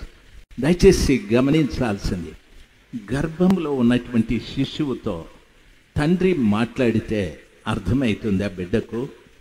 చెప్పాలి మీరు, అర్థమవుతుందా? ఆ గర్భంలో ఉన్న శిశువు తండ్రి మాట్లాడే మాటలకు జవాబు ఇస్తాడా? ఏం మాట్లాడరు ఎవరు. అమ్మా ఏమ్మా నన్ను అట్లా చూస్తారు? నేను అడిగిన దానికి ఏదో జవాబు చెప్పండి మా. ఏంటి మా తింటా ఉన్నావు? నాకు కొంచెం పెట్టు. నిద్ర వస్తుందని తింటా ఉన్నావా? పాపాత్మురాలా, మీ గురించే చెప్తా ఉండేది. దేవుని వాక్యం వినటానికి వచ్చి నెమరువేయి జంతువులాగా ఎంత ఘోరం ఇదంతాను. దయచేసి వినాలి. అందరూ గట్టిగా హల్లెలూయా చెప్దాం. ఇదొక్కటి తెలుసు మీకు, ఏమీ తెలియదు. చెప్దాం, అందరం చెప్దాం హల్లెలూయా. నాయనా ఫిలిప్పు, హల్లెలూయా. గర్భంలో ఉన్నటువంటి శిశువుతో ఆమె భర్త మాట్లాడితే ఆ బిడ్డకు అర్థమవుతుందా? తెలియదు కదా, తెలియదు కదా. మాట్లాడండి. మూగదయ్యల్లా కూర్చున్నారు నా ముందు, మాట్లాడండి. తెలుస్తుందా? తెలియదు. అదే రీతిగా ఈరోజు క్రైస్తవులకి ఎంతన్నా బోధించు, అసలు ఏమీ తెలియదు. ఉదయానికి మిమ్మల్ని అడగని ఏం చెప్పినాడు రాజశేఖర్ అని అంటే ఏందేందో చెప్పేసినాడబ్బా. లేటుగా వచ్చినాడు, చాలాసేపు చెప్పినాడు, అసలు నిద్ర లేదు, పాడు లేదు అని అంటారు మీరు. ఎందుకు మీకు దేవుని వాక్యం అర్థం కాలేదు అంటే పేతురు చాలా స్పష్టంగా చెప్తాడు. అపవాది మిమ్మల్ని మింగేశాది, అపవాది కడుపులో మీరున్నారు. యేసు ప్రభులు వారి మాటలు ఎన్ని చెప్పినా గర్భంలో ఉన్న శిశువుకి ఎలాగ అర్థం కాదో అపవాది కడుపులో ఉన్న మీకు కూడా అర్థం కాదు. దైవ సేవకుడు చెప్తాడు, తాగకూడదు బాబు అంటే వాడు తాగే వస్తాడు. చెడు తిరుగుళ్ళు తిరగకూడదు బాబు అంటే వాని ఇష్టానుసారంగా చెడు తిరుగుళ్ళు తిరుగుతూనే ఉంటాడు. వాడు కూడా సంఘంలో పెద్దే, వాడే సందా పడతాడు. దయచేసి గమనించాల్సి, వాడే సందా పడతాడు. పాస్టర్ గారికి వాడంటే చాలా ఇష్టం. ఎరా ఎక్కడున్నావురా సీమోనా, నేను పిలుపుని పిలిచినట్లు పిలుస్తాడు. అయ్యగారు ఎక్కడున్నాను, వెనకలేందుకు కూర్చున్నావు రారా అని చెప్పి సందా తిత్తి వాని చేతికి ఇస్తాడు. వాడు తిప్పుతా ఏదో 2 మంచి నోట్లు జేబులో పెట్టుకుంటాడు సాయంకాలానికి ఖర్చుకి. ఎందుకు వానికి భయం లేదు అంటే దాని అర్థం వానిని అపవాది మింగేశాది కాబట్టి. ఎందుకు వానికి దేవుని వాక్యం అర్థం కాలేదు అంటే అపవాది వాడిని మింగేశాది కాబట్టి. మిమ్మల్ని కూడా చాలామందిని మింగేశాది, బాగా మీకు అర్థమవుతూ ఉంటుంది. నేను ప్రభు చేతిలో ఉన్నానా, అపవాది కడుపులో ఉన్నానా అనేది మీకు అర్థమవుతుంది. తమ్ముడా మీకెవరో తెలిసినట్టున్నారు, కూటమైనాక మాట్లాడుకోండి, నన్ను డిస్టర్బ్ చేయొద్దు తమ్ముడా. ఎవడో దొంగోళ్ళు మీకు అర్థమైపోయినారు, అందుకే చెప్పుకొని నవ్వుకుంటా ఉన్నారు. వాళ్ళ కోసం ప్రార్థన చేయండి తమ్ముడా. చెప్పండి అందరూ గట్టిగా హల్లెలూయా చెప్పండి. వాని పేరు దుష్టుడు అని కూడా బైబిల్ చెప్తారు. బైబిల్ అంటే అది నువ్వు కూడా తింటా ఉన్నావా? ఒరే ఒక బ్యాచ్ ఉంది, తిండి బ్యాచ్. అయ్యా అను వరే నిద్ర కోసమా? ఏం సినిమా థియేటర్ అయితే అనుకుంటా వినేదానికి. భలే వాళ్ళు మీరు. గట్టిగా హల్లెలూయా చెప్పండి. తిండి దయ్యం పోవునుగాక, నిద్ర దయ్యం పోవునుగాక. జాగ్రత్తగా విందాం. అపవాది ఏం చేస్తుందో చెప్పాను. దుష్టుడు కూడా బైబిల్లో చెప్పబడింది, రాజ్య సంబంధమైన విత్తనములు విత్తినప్పుడు వాడు గ్రహించకపోగా దుష్టుడు వచ్చి వానిలో విత్తబడిన వాక్యం ఎత్తుకొని పోవును అని వాక్యం సెలవిస్తారు. ఎన్నో సంవత్సరాల నుండి సహవాసానికి వెళుతూ ఉన్నారు. ఎన్నో సంవత్సరాల నుండి ఆ కృప కలిగిన దేవుడు ఆ దైవదాసుని ద్వారా మనకు బోధ చేస్తూనే ఉన్నాడు. పరలోక రాజ్య సంబంధమైన విత్తనాలు ఈ వాక్యాన్ని చల్లుతూనే ఉన్నాడు. మన హృదయంలో పడ్డాయి, కానీ అది గ్రహించలేదు. ఆ వాక్యాన్ని మనం గ్రహించలేదు. గ్రహించని కారణాన ఏమైతుందో తెలుసా? దుష్టుడు వచ్చి విత్తబడిన వాక్యాన్ని ఎత్తుకొని పోవును అని వాక్యం సెలవిస్తారు. ఈ మాట నన్ను బాగా గమనించాలి. ప్రియులారా, విత్తడము సులభమా, ఎత్తుకొని పోవడం సులభమా? తమ్ముడు చెప్పాలి. విత్తడం సులభమా, ఎత్తుకొని పోవడం సులభమా? నాయనా, అన్నా, ఎత్తుకుపోవడం సులభమా? నువ్వు ఇప్పుడే నిద్ర నుండి లేచినావు. దయచేసి గమనించాల్సింది, ఏది సులభం నాయనా? వీళ్ళు నా వెనకాల చేరి వింటా ఉన్నారు లేదో నాకు తెలియదు. ఏది సులభం? విత్తడం సులభమా, ఎత్తుకుపోవడం సులభమా? వ్యవసాయం ఎంతమందికి తెలుసు? ఎవరికి తెలియదా? అరే మీరు మనుషులా కాదారా బావా? ఏమడిగినా ఏమీ చెప్పరు మీరు. వ్యవసాయం ఎంతమందికి తెలుసు? నేను వచ్చేటప్పుడు మీ ఊరంతా పొలాలే, అంత అక్కడ ఎవరో ఒక అమ్మ బాబో వాడు ఇట్లా అంటా ఉన్నాడు. అంటే సాలేనా లేకపోతే వ్యవసాయం తెలుసనారా? ఎంతమందికి తెలుసు వ్యవసాయం? అక్కడ ఎవరో ఒక తమ్ముడు, ఇద్దరు ముగ్గురు చేతులు పైకెత్తినారు. మీరు దారెంబడి వచ్చేటప్పుడు పోయేటప్పుడు పొలాలు చూడలేదా? అమ్మా ముందు కూర్చున్నారు, నోరు తెచ్చి ఒక మాట మాట్లాడండి అమ్మా. ఏంది నేను వైఎస్ఆర్సీపీ, మీరేదో తెలుగుదేశం వాళ్ళు కూర్చున్నట్టు కూర్చున్నారు, ప్రతిపక్షంలో కూర్చున్నట్టు కూర్చొని నువ్వు చెప్పేదానికి నేనేంది చెప్పేది అన్నట్టు కూర్చున్నారు. మీకు దండం పెడతానే తల్లి, ఈరోజు వెళ్ళిపోయేవాడిని, నా మీద పంతాలు ఎందుకు? దయచేసి చెప్పండి, వ్యవసాయం తెలుసా? తెలుసు కదా? దయచేసి వినాలి. విత్తేవాడు ఇక్కడ నిలబడి అంత విస్తీర్ణాన్ని చల్లేస్తాడు. విత్తనాలు అంత దూరం పడతాయి. విత్తడం సులభం, అయితే ఎత్తుకొని పోవడమే కష్టం. బైబిల్ చెప్తుంది, ఎత్తుకొని పోవాలంటే ప్రతి విత్తనాన్ని ఏరుకోవాలి. బైబిల్ చెప్తుంది, వాక్యము విత్తినప్పుడు దాన్ని నువ్వు గ్రహించకపోతే దుష్టుడు వచ్చి విత్తబడిన వాక్యాన్ని ఎత్తుకుపోతాడు. విత్తువాడు యేసయ్య, ఆయన పని తక్కువ. ఎత్తుకుపోవాడు సాతానుడు, వాడు ప్రతి గింజ నీలో ఏరుకోవాలి.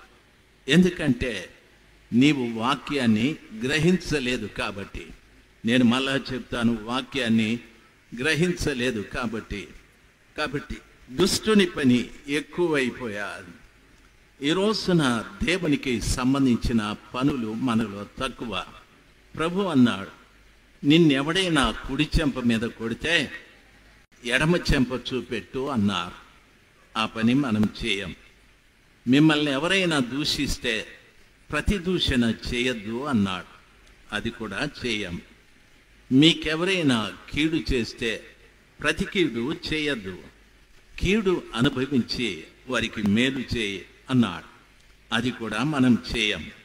ప్రభువు చెప్పాడు, నీవు నీ సహోదరుని ప్రేమించు, అది కూడా చేయం. నీ పొరుగు వాన్ని ప్రేమించు, అది కూడా చేయం. నీ శత్రువుని ప్రేమించు, అది కూడా చేయం. ఎందుకు చేయలేదు అంటే నీలో విత్తబడిన వాక్యము నీవు గ్రహించలేదు కాబట్టి. గ్రహించడం అంటే అర్థం ఏమిటో తెలుసా? నన్ను బాగా గమనించాలి. ఇది ఎండాకాలం కదా. మధ్యాహ్నాన ఒక యజమాని ఇంటికి పని చూసుకొని ఇంటికి వస్తాడు. భార్యతో అంటాడు, ఏమేవ్ ఓ గ్లాసుడు చల్లటి నీళ్ళు ఇవ్వు అని అంటాడు. అమ్మగారు అంటారు, కొద్దిసేపు ఆగండి అని చెప్పి ఆమె లోపలికి వెళ్ళి ఒక నిమ్మకాయ కోసి నీళ్ళలో పిండుతారు. నీళ్లు తాగినప్పుడు నీళ్ళ రుచి ఎట్లుంటుంది? టపటప చెప్పండి మా, నీళ్ళ రుచి ఎట్లుంటుంది? పుల్లగానా? నీళ్ళ రుచి మా, నిమ్మకాయ పిండక ముందు నీళ్ళ రుచి ఎట్లుంటుంది అమ్మా? చప్పగుంటుంది కదా, కదమ్మా? అంత ఉడుకు పెడతా ఉందా మీకు? అయ్యో నా బంగారు తల్లి, వినండి. అదృష్టం కొద్దీ దొరికినారమ్మా. లేటుగా నేను వచ్చినా నిజంగా మీకు దండం పెట్టాలా. కూటమైతానే మీరందరూ నా చుట్టూ చేరండి. ఫోటో తీసుకొని పోతాం మా ఊరికి. సరేనా? అడుగుతారు మా ఇంట్లో ఎవరు వీళ్ళంతా, ప్రతిపక్ష పార్టీ అని చెప్తాను. చెప్పండి గట్టిగా హల్లెలూయా చెప్పండి. అందరికంటే ముందు కూర్చున్నారు. ఏదో చెప్తారని నేను అడుగుతాను. మీరు అంటే ఏం చేసేది నేను చెప్పండి? ఒక మేము విసురుకుంటా ఏదో హ్యాపీగా మన ఎత్తిన ఫ్యాన్ లేదే అన్నట్టు కూర్చొనింది. వినండి కొడుకు, చెప్పింది విని చెప్పాలి. నీళ్లు తాగినప్పుడు చప్పగా ఉంటుంది. నాయన మీరన్నా చెప్పండి, మీరు సేవకుల్లాగా ఉన్నారు, మీరు ముగ్గురు కదా. ఏమా మీరు లేచి వెళ్ళిపోయేటట్టున్నారు. వద్దురా బాబు, మీకు దండం పెడతా. వినండి, మీరెవరు లే. నీళ్ళు చప్పగుంటాయి. నిమ్మకాయ పిండితే నీళ్ళు ఎట్లుంటాయి కొడుకు? అబ్బా ఇప్పుడు తెలిసినారు వీళ్ళెవరు, పుల్లగా ఉంటాయి. అంటే ఆ నీళ్ళు నిమ్మరసాన్ని గ్రహించాయి. నిమ్మరసాన్ని ఏం చేశాయి? గ్రహించాయి. ఆ నీళ్లు దేన్ని గ్రహించిందో ఆ రుచిలోకి మారిపోయారు. ఆ రుచిలోకి అది మారిపోయారు. అమ్మ ఇంకా ఏం చేస్తుందో తెలుసా? కొంత చక్కెర కూడా వేస్తుంది అందులో. అప్పుడేమవుతుంది? పుల్ల పుల్లగా తీతీగా ఉంటుంది. అంటే ఆ నీళ్లు చక్కెరను కూడా గ్రహిస్తారు. అవునా కాదా? ఆ రీతిగా గ్రహించినప్పుడు ఆ నీళ్ళలోకి నిమ్మరసం పిండారు, చక్కెర వేశారు, నీళ్లు గ్రహించి పుల్లగా తీగా మారిపోయారు. బైబిల్ సెలవిస్తుంది, రాజ్య సంబంధమైన విత్తనములు విత్తినప్పుడు నీవు గ్రహించాలి. గ్రహిస్తే ఏమవుతావో తెలుసా? ఏ వాక్యాన్ని గ్రహిస్తావో ఆ వాక్య ప్రకారంగా నీవు మారుతూ ఉంటావు. ఏ వాక్యాన్ని గ్రహిస్తావో ఆ వాక్య ప్రకారంగా మారుతూ ఉంటావు. చదవడం గొప్ప సమాచారం కాదు, బోధించడం కూడా గొప్ప సమాచారం కాదు, వినడం గొప్ప సమాచారం కాదు. మనలో విత్తబడిన వాక్యాన్ని గ్రహించడం చాలా ప్రాముఖ్యమైన సమాచారం. ఆ వాక్యాన్ని నువ్వు గ్రహిస్తే వాక్యములాగా మారిపోతావు. దానర్థం వాక్యములో ఉన్న శక్తి నీ లోపలికి రావడం, వాక్యములో ఉన్న శక్తి నీలో పనిచేయడం, వాక్యములో ఉన్నటువంటి ప్రతి ఒక్కటి నీలో అది పనిచేయడం జరుగుతూ ఉంటుంది. అందుకే బైబిల్ చెప్తారు, కాలమును బట్టి చూస్తే ఇప్పటికే మీరు బోధకులై ఉండాలి, కానీ ఇంకా మూలపాఠములనే మీకు బోధించవలసి వచ్చేది అని చెప్పాడు. మనం ప్రభుని నమ్ముకున్న దినము నుండి ఈ రోజు వరకు ఆలోచిస్తే మీరందరూ ప్రసంగికులైపోయి ఉండాలి, మీరందరూ గొప్ప గొప్ప బోధకులై ఉండాలి. కానీ ఆ రీతిగా కాలేదు. ఎందుకో తెలుసా? వాక్యాన్ని గ్రహించలేదు కాబట్టి. వాక్యాన్ని గ్రహిస్తే వాక్యములో ఉన్న శక్తి వాక్యములాగా నీవు మారిపోతూ ఉంటావు. దేవుని బిడ్డలు ఆలోచించవలసిన విషయం ఒకటి, సాతానుడు దుష్టుడు, వాక్యాన్ని ఎత్తుకుపోతాడు. సాతానుడు అపవాది, నిన్ను మింగేస్తాడు. సాతానుడు దొంగ, బైబిల్ సెలవిస్తారు. యోహాను సువార్త 10:10లో దేవుని వాక్యంలో ప్రభు అంటున్నాడు, దొంగ దొంగిలించుటకును హత్య చేయుటకును నాశనము చేయుటకు వచ్చును, నేనైతే జీవం ఇవ్వటానికి, నా గొర్రెలకు సమృద్ధి అయిన జీవం ఇవ్వటానికి వచ్చానని ప్రభుల వారు సెలవిచ్చారు. ప్రియా తల్లి, నా ప్రియమైన తండ్రి, పొద్దుపోయినా మీరు జాగ్రత్తగా వింటున్నారు. కొద్దిసేపటికి నేను ముగిస్తాను, జాగ్రత్తగా వినాలి. సాతానుడు ఎవరంటే అపవాది, సాతానుడు ఎవరంటే దుష్టుడు, సాతానుడు ఎవరంటే దొంగ. దేవుని వాక్యం సెలవిస్తారు, దొంగ దొంగిలించుటకు అని అన్నాడు. అనగా సాతానుడు దొంగ కాబట్టి నీ దగ్గర ఏం దొంగిలిస్తాడో తెలుసా? నీ డబ్బు, నీ బంగారము, నీకున్న భూమి, నీకున్న ఇల్లు, ఇవి దొంగిలించాడు. వాడు దొంగిలించేది మీ కుటుంబంలో మీ మధ్యన ఐక్యతని దొంగిలిస్తాడు. మీ కుటుంబంలో ప్రేమని దొంగిలిస్తాడు. మీ కుటుంబంలో సమాధానం దొంగిలిస్తారు. మీరు గ్రామంలో చూసేవారికి చాలా మంచిగా కనిపిస్తారు. మీరు ఇంట్లోకి వెళ్ళిన తర్వాత నెమ్మది ఉండదు మీకు, సమాధానం ఉండదు మీకు, సంతోషం ఉండదు మీకు. ఎందుకు అది జరుగుతుంది అంటే మీరు ప్రార్థనకు కూడా క్రమంగా వస్తూ ఉంటారు. అప్పుడే ఒకరినొకరు తన్నుకొని తిట్టుకొని మందిరంలోకి వచ్చి హల్లెలూయా స్తోత్రం స్తోత్రం అని అరుస్తారు. ఎవరికి ప్రయోజనం అది? ఎవరికి లాభం అది? అప్పుడే రాత్రంతా తాగి పొద్దున వచ్చి ఆదివారాన హల్లెలూయా స్తుతి మహిమ అంటే బాగా ఉండే వాళ్ళకంటే తాగినోడే బాగా పాడతాడు, వాడే బాగా పాడతాడు. దయచేసి గమనించాలి. ఎవరికి రా మహిమ? ఎవరికి ఇది? నిన్ను దొంగిలించేశాడు. నీలో ఉన్న పరిశుద్ధతని దయ్యం దొంగిలించాడు. ప్రభు అంటాడు, నా ప్రాణ ప్రియురాలిని దాని శత్రువు చేతికి నేను అప్పగించేశాను.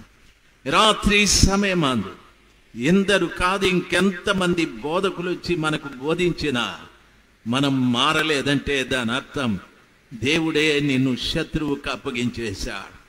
నీ కుటుంబంలో సంతోషం లేకుండా, సమాధానం లేకుండా, నెమ్మది లేకుండా, ఆరోగ్యం లేకుండా కుటుంబాలు విచ్ఛిన్నమైపోతూ ఉన్నాయి. కుటుంబాలలో ప్రేమ లేదు. చాలామంది ఏడుస్తూ ఉన్నారు. చాలామంది మందిరంకి రారావారు అందరికంటే ముందు వస్తారు, అందరికంటే బాగా పాడతారు, అందరికంటే చక్కగా పరిచర్యలు చేస్తూ ఉంటారు. కానీ దొంగ చేతిలో పడ్డారు వీళ్ళు. రాత్రి సమయం ఇటువంటి పరిస్థితులు ఎవరికైనా ఉంటే రాత్రి ప్రభుల వారిని అడగండి, యేసయ్యా నన్ను కనికరించండి అయ్యా, శత్రువు చేతికి నన్ను అప్పగించారని చెప్పారు. వాడు దొంగలాగా నా కుటుంబంలో నా భర్తకు నాకు ఉన్న సమాధానం దొంగిలించేశాడు. మా కుటుంబంలో ప్రేమ దొంగిలించాడు. ఒకరి మీద ఒకరికి వివాదాలు, ఒకరి మీద ఒకరికి పోట్లాటలు, ఒకరి మీద ఒకరికి గొడవలు జరుగుతూ ఉన్నాయి. మేం మందిరానికి వెళుతూనే ఉన్నాం, కానీ పరిస్థితులు ఈ రీతిగా మారిపోయాయి. ఆ దొంగ చేతిలో నుండి నన్ను విడిపించయ్యా ప్రభువా. నన్ను అపవాది చేతికి అప్పగించా, వాడు నన్ను మృంగేశాడు. కనుకనే ఎంతమంది వచ్చి వాక్యం బోధించినా గర్భంలో ఉన్న శిశువుకి తండ్రి మాట్లాడే మాటలు ఎలాగా అర్థం కాలేదో నాకు కూడా అర్థం కాలేదయ్యా. ఎంతమంది చెప్పిన మాటలు నాకు అర్థం కాలేదు. తమ్ముడు నీ జీవితాన్ని మార్చుకోవాలి, చెలమా నీ జీవితాన్ని మార్చుకోవాలి, కుటుంబమా మీ జీవితాలు మారాలి అని ఎంత గట్టిగా చెప్పినా అర్థం కాలేదు ప్రభువా. ఎన్నో పర్యాయాలు వాక్యం విన్నా, గ్రహించలేకపోతూ ఉన్నా. గ్రహించని కారణమున దుష్టుడు వచ్చి విత్తబడిన వాక్యం ఎత్తుకొని వెళ్ళిపోతూ ఉన్నాడు. నాలో పనికిరానివన్నీ జ్ఞాపకానికి ఉన్నాయి. ఎవడో నన్ను తిట్టిన బూతులు జ్ఞాపకం ఉన్నాయి. ఎవడో నన్ను చెడుగా మాట్లాడిన మాటలు జ్ఞాపకానికి ఉన్నాయి. నా భర్త ఎప్పుడూ కొట్టింది జ్ఞాపకం ఉంది. నా భార్య ఎప్పుడూ తిట్టింది జ్ఞాపకం ఉంది. ఫలానా వాడు నన్ను ఏదో అన్నది జ్ఞాపకం ఉంది. 10 ఏండ్లైనా 20 ఏండ్లైనా అవి జ్ఞాపకానికి ఉన్నాయి. నీ వాక్యము నాకు జ్ఞాపకం లేదయ్యా, నీ వాక్యం నాకు జ్ఞాపకానికి లేదు. ఎందుకో తెలుసా? గ్రహించలేదు తల్లి. నువ్వు గ్రహిస్తే వాక్యములాగా మారిపోయిండేవాడివి. వాక్యం ఎవరో తెలుసా? వాక్యం ఎవరు? యేసయ్య.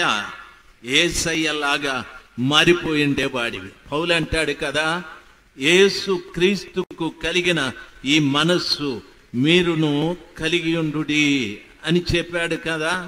యేసు ప్రభుల వారి మనసు నీకుండేది. పౌలు గారు చెప్పారు కదా, నేను క్రీస్తును పోలి నడిచిన ప్రకారముగా మీరు నన్ను పోలి నడవండి అని చెప్పాడు కదా. యేసయ్యని పోలి మనము నడిచేవారం. యేసయ్యలాగా ప్రేమించే వాళ్ళం, యేసయ్యలాగా క్షమించే వాళ్ళం, యేసయ్యలాగా తగ్గింపు కలిగి ఉండేవాళ్ళం, యేసయ్యలాగా వినయం కలిగి ఉండేవాళ్ళం, యేసయ్యలాగా విధేయత కలిగి ఉండేవాళ్ళం, యేసు ప్రభుల వారి లాగా లోబడి ఉండేవారం. ఇవేవి మనలో కలగలేదంటే దాని అర్థం వాక్యము మనము గ్రహించలేదు. ఎప్పుడు విత్తబడిన వాక్యం అప్పుడు దుష్టుడు ఎత్తుకొని వెళ్ళిపోతూ ఉన్నాడు.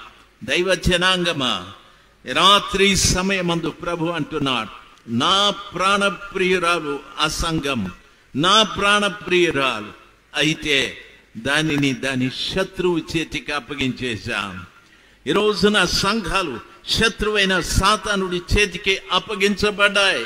వాడు దుష్టుడు, వాడు అపవాది, వాడు దొంగ, రకరకాలుగా నీలో కార్యము చేసి దేవుని పేరు పెట్టబడిన ప్రజలే కానీ దైవత్వం లేని మనుషులుగా బ్రతుకుతూ ఉన్నాం. దైవత్వం లేని మనుషులుగా బ్రతుకుతూ ఉన్నాం. దేవుని పేరు పెట్టబడిన ప్రజలే కానీ దేవునికి సంబంధించిన కార్యాలు మనలో ఏమీ లేవు. సంవత్సరాలు గడుస్తూ ఉన్నాయి. అందరూ చెప్తూ ఉన్నారు యేసు ప్రభు రాకడ సమీపిస్తూ ఉందని. దయచేసి గమనించాలి. తరువాత ఏమంటున్నాడు తెలుసా? నా స్వాస్థ్యము నాకు అడవిలోని సింహము వంటి దాయను అని చెప్పాడు. నా స్వాస్థ్యము నాకు అడవిలోని సింహము వంటి దాయను అని. దాని అర్థం సింహము మృగరాజు అరణ్యంలో ఉంటారు. సింహానికి ఉన్న గుణం ఏమిటో తెలుసా? క్రూరత్వం. ప్రతిరోజు వేటాడుతారు. ప్రతిరోజు వేటాడమే కాదు, ఒక జంతువుని చంపాలి, ఆ జంతువుని చంపి తాను తినాలి. సింహానికి క్రూరత్వం ఉంది, సింహానికి కఠినత్వం ఉంది, సింహమునకు జాలి లేదు. ఈ రోజున ప్రభుల వారు అంటున్నాడు, ఏమంటున్నాడు తెలుసా? అడవిలోని సింహము వంటి దాయను నా స్వాస్థ్యం. సంఘం ఈ రోజున అడవిలోని సింహము వంటి దాయను. దానర్థం సంఘములో ఉన్న వ్యక్తులకి ఈ రోజున క్రూరత్వం ఎక్కువ, కఠినత్వం ఎక్కువ. ఇతరులను చంపే తత్వం ఉంది కానీ ఇతరులను బ్రతికించే తత్వం సంఘానికి లేదు. సంఘానికి లేదు. దయచేసి గమనించాల్సింది, సర్వశక్తిమంతుడైన దేవుడు చాలా వివరంగా మనతో మాట్లాడుతూ ఉన్నాడు. వింటున్న దైవ జనాంగమా, నా 2 చేతులెత్తి మీకు నమస్కరిస్తాను. నేను ఇక్కడికి రాకుండా చాలా ఆటంకాలు జరిగాయి, చాలా ఆటంకాలు. నేను వచ్చే కారు యాక్సిడెంట్ అయిపోయాది. అక్కడ చాలాసేపు నేను ఆగిపోవాల్సి వచ్చాను. ఆ తరువాత అమలాపురం నుండి నేను ఈ ఊరేది రాజమండ్రి వచ్చాను. మేము రూమ్కి వెళ్ళి కిందికి దిగే లోపల టైరు పంచర్ అయిపోయారు. చాలా ఆటంకాలు. అయితే నాకేమీ అర్థం కాలేదు.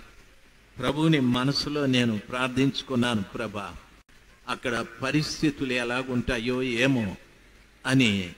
అయితే ప్రభు ఇక్కడికి వచ్చి కూర్చున్న తర్వాత ప్రభు నాకు చెప్పిన మాట, ఆయన స్వాస్థ్యమును గూర్చి, ఆయన ప్రాణ ప్రియురాలను గూర్చి మాట్లాడు, ఆయన స్వాస్థ్యమును గూర్చి మాట్లాడు.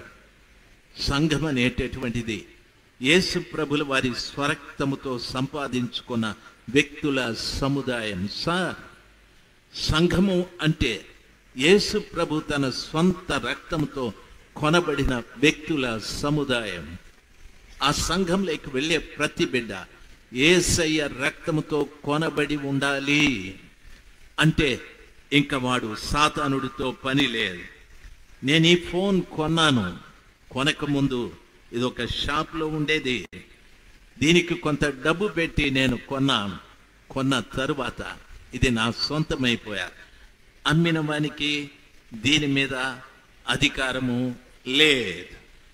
అమ్మిన వానికి దీని మీద అధికారం లేదు. సర్వశక్తిమంతుడైన దేవుడు నన్ను సాతానుడి వద్ద కొన్నాడు సార్. నిన్ను సాతానుడి వద్ద కొన్నాడు తల్లి. తమ్ముడు, నిన్ను సాతాను వద్ద కొన్నాడు. ఏం పెట్టి కొన్నాడో తెలుసా? తన ప్రాణం పెట్టి కొన్నాడు. నీ విలువ ఎంతో తెలుసా? యేసు ప్రభుల వారి ప్రాణానికి ఉన్నంత విలువ నీకుంది.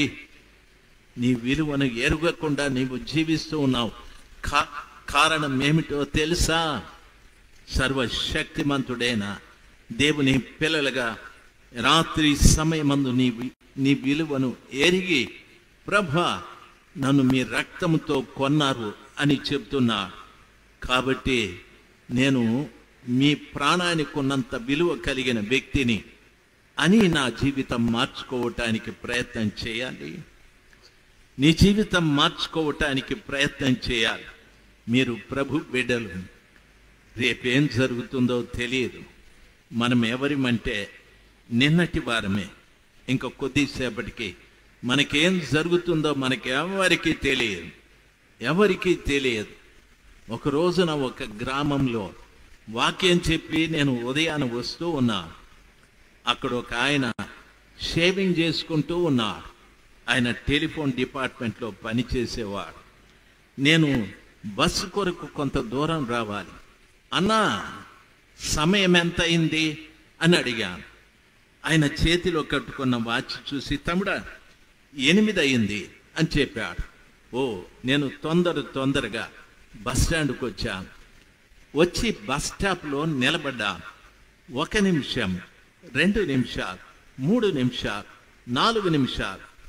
ఆ గ్రామానికి సంబంధించిన ఒక యవనస్తుడు పరిగెత్తుకుంటూ ఆయాసపడుతూ అట్లా పరిగెడుతూ ఉన్నాడు. నేనన్నాను, తమ్ముడా ఏం పరిగెడుతున్నావని. అయ్యా పాస్టర్ గారు ఫలానా ఆయన చనిపోయాడని. ఊరుకో, ఇప్పుడే నేను ఆయన టైం అడిగి వచ్చాను. 8 అయిందని చెప్పాడు అని అంటే, సార్ నమ్మండి చనిపోయాడు ఆయన అని. షేవింగ్ చేసుకుంటూ చనిపోయాడు. ఆయన షేవింగ్ చేసుకొని స్నానం చేసి బెంగళూరుకి వెళ్ళాలి. చనిపోయాడు. ఎప్పుడేం జరుగుతుందో తెలియదు తమ్ముడు. ఎవరి పరిస్థితి ఎలాగుంటుందో తెలియదు చెల్లెమ్మా. ఎప్పుడు ఎక్కడ ఎవరు ఎలాగ చనిపోతారో తెలియదు. ఇందిరాగాంధీ గారికి తన మరణం తెలుసుంటే తప్పించుకునేది. రాజీవ్ గాంధీకి తన మరణం తెలుసుంటే తప్పించుకునేవాడు. వైఎస్ రాజశేఖర రెడ్డి గారికి తన మరణం తెలుసుంటే తప్పించుకునేవాడు. అనగా రేపేం జరుగుతుందో, రేపు కాదు, నెక్స్ట్ మినిట్, రేపు ఇంకో కొద్ది క్షణంలో నీకేం జరుగుతుందో నాకేం జరుగుతుందో తెలియదు. అటువంటి పరిస్థితుల్లో ఒకవేళ నేను మరణిస్తే నేరుగా బైబిల్ చెప్తాది, చనిపోయిన తరువాత మట్టికిని ఆత్మ తాను దయచేసిన దేవుని దగ్గరికి వెళ్తుందన్నారు. ఆత్మ తాను దయచేసిన దేవుడి దగ్గరికి, ఆత్మ దేవుని దగ్గరికి వెళ్ళిన తరువాత ఆయన ఎదుట నిర్దోషంగా, నిష్కళంకంగా, పవిత్రంగా, మహిమ కలిగిన వ్యక్తిగా నువ్వు నిలబడాలి. నిర్దోషంగా, నిష్కళంకంగా, పవిత్రంగా, మహిమ కలిగిన వ్యక్తిగా యేసు క్రీస్తు ప్రభుల వారి ఎదుట నీవు నిలబడాలి. అక్కడికి వెళ్ళి తలదించుకునే పరిస్థితి ఉండకూడదు. అక్కడికి వెళ్ళి ప్రభుని చూడకుండా ముఖం చాటేసుకునే పరిస్థితి నీకు రాకూడదు. రాత్రి సమయమందు ప్రభు ఏమంటున్నాడు తెలుసా? నా మందిరమును నేను విడిచిపెట్టేశాను. అంటే మందిరంలో ఉన్న ప్రతి కుటుంబాన్ని కూడా నేను విడిచిపెట్టేశాను. అది నా స్వాస్థ్యం, నా రక్తంతో కొనబడిన వ్యక్తుల సముదాయం. దాన్ని కూడా నేను విసర్జించి ఉన్నాను. నా ప్రాణ ప్రియురాలిని ఆమె శత్రువుకు అప్పగించేశాను. ఇప్పుడు అది నా ప్రాణ ప్రియురాలే. నేను ఆమెను ఇప్పుడు పెళ్లి చేసుకోవడం లేదు. శత్రువుకి ఇచ్చేశాను, సాతానుడికి ఇచ్చేశాను. ఇప్పుడు సంఘంలో అంతా కూడా సాతాను కార్యాలు జరుగుతూ ఉన్నాయి. ధైర్యంగా చెప్పండి, మా సంఘంలో సాతాను కార్యాలు జరగడం లేదు అనే బిడ్డలు ఎవరైనా ఉన్నారా? ఇక్కడ ఎవరైనా ఉన్నారా? బోధకులు చెప్పండి, సంఘ పెద్దలు చెప్పండి, విశ్వాసులు చెప్పండి. ప్రతి సంఘంలో కూడా సాతానుని కార్యాలే ఎక్కువ జరుగుతూ ఉన్నాయి. వింటున్న దైవ జనాంగమా, ఈ రాత్రే ఒకవేళ నీకు కడబరి హెచ్చరిక కావచ్చు. ఈ రాత్రే ప్రభు నిన్ను ఆఖరిగా హెచ్చరిస్తున్న సమయం కావచ్చు. రాత్రి పశ్చాత్తాప పడితే ఆ సర్వశక్తిమంతుడైన దేవుడు నీ పట్ల కనికరం చూపెడతాడు. అంటాడు, ఆ సంఘం ఇప్పుడు అడవిలో ఉన్న సింహము వంటిదైపోయారు. దానికి కనికరం లేదు, దానికి ఏమాత్రము కనికరం లేదు, క్రూరత్వం ఉంది, దానికి ఏమాత్రము జాలి లేదు, కఠినత్వం ఉంది. సంఘంలో కఠినత్వం, సంఘంలో క్రూరత్వం, సంఘంలో ఒకరిని ఒకరు చంపుకోవడం, ఇలాంటి కార్యాలు జరుగుతూ ఉన్నాయి. సంఘంలో ఒకరినొకరు చంపుకోవడం అంటే ఏమిటి అని మీరు అడగచ్చు. మొదటి యోహాను పత్రికలో 3వ అధ్యాయంలో చెప్పాడు. ఏమన్నాడు తెలుసా? ఒక సహోదరుని వ్యర్థుడా అని నీవు అన్నట్లయితే నీలో నిత్య జీవం ఉండదు, నీలో నిత్య జీవం ఉండదు. సహోదరుని వ్యర్థుడా అని నీవు అన్నట్లయితే నీలో నిత్య జీవం ఉండదు అని చెప్పి వాడు నరహంతకుడు అని చెప్పాడు. వాడు నరహంతకుడు అని చెప్పారు. 3వ అధ్యాయంలో ఆ విషయాలు చాలా రాశారు. దయచేసి గమనించాల్సింది, మందిరానికి వెళ్తావు, ఎంతమందితో సమాధానంగా ఉన్నావు, ఎంతమందితో ప్రేమ కలిగి ఉన్నావు, ఎంతమందితో ఆత్మీయంగా మాట్లాడుతున్నావు. మందిరానికి వెళ్ళి వారిని గురించి వీరిని గురించి చెడుగా మాట్లాడుకోవడమే తప్ప, వారిని గురించి ఆ తల్లి కన్న బిడ్డని ఈ తల్లి కన్న బిడ్డను గురించి చెడుగా మాట్లాడడమే తప్ప, ఆ మందిరము యొక్క విలువలు లేకుండా జీవిస్తూ ఉన్న వ్యక్తులు బోలెడంత మంది ఉన్నారు. ఎందుకో తెలుసా? ప్రభుల వారు సెలవిచ్చారు, నా సంఘము అడవిలోని సింహము వంటిదాయను. క్రూరత్వం అక్కడుంది, కఠినత్వం అక్కడుంది. ప్రతిరోజు వేటాడి చంపుతున్నట్లుగా, సింహము ప్రతి జంతువుని చంపుతున్నట్లుగా సంఘములో ప్రేమ లేకుండా ఒకరినొకరు చంపేసుకుంటూ ఉన్నారు. సంఘము పూర్తిగా కఠినత్వంతో, క్రూరత్వంతో, చంపుకోవడాలతో నింపబడిపోయారు. దేవుని వాక్యం లేదక్కడ, దేవుని ఆత్మ లేదక్కడ, పరిశుద్ధతకు చోటు లేదక్కడ, ఏమీ లేదు. సంఘము పూర్తిగా పాడైపోయారు. కనీసం ఈ రాత్రి అయినా ఎన్ని విషయాలు ప్రభుల వారు చెప్పిన తర్వాత ఒక మంచి మనసు కలిగి, ప్రభా నన్ను క్షమించండి అయ్యా, ఎంతవరకు విన్న వాక్యం నన్ను గుర్చే, దయచేసి నా పరిస్థితిని మార్చమని ఆ కృపగల దేవుని వేడుకొందామా? సర్వోన్నతుడైన దేవుని పాదాల చెంత మొరపెడదాం. అందరూ లేచి నిలబడదాం. కృపాభరితుడైన యేసయ్య మనందరి పట్ల కార్యం జరిగించాలి. వారు వీరు అనే ఆలోచన కాదు.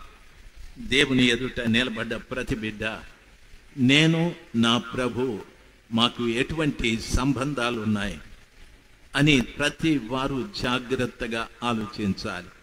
దయచేసి అటు ఇటు తిరగద్దు, ఎవరు అటు ఇటు తిరగద్దు, మాట్లాడద్దు.